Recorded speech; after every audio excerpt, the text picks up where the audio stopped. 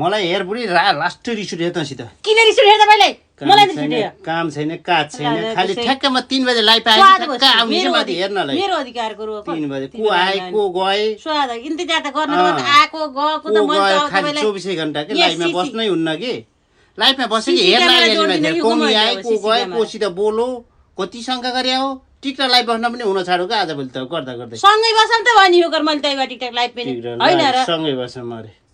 काममा गए बेला मान्छे चुस्स टोयलेट गए बेला पनि हैछ कि लाइभमा हेर्न आउने यो मान्छे कता गयो भने म त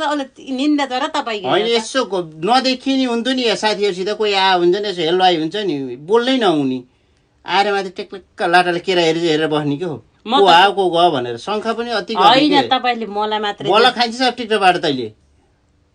तपाईले बलक खाने फेरि जिन्दगीबाटै बलक हुनलाई अलि ख्याल गरेर बलक खाइन्छ जब टिकटकबाट बलक खाइन्छ काम छैन खाली अरूको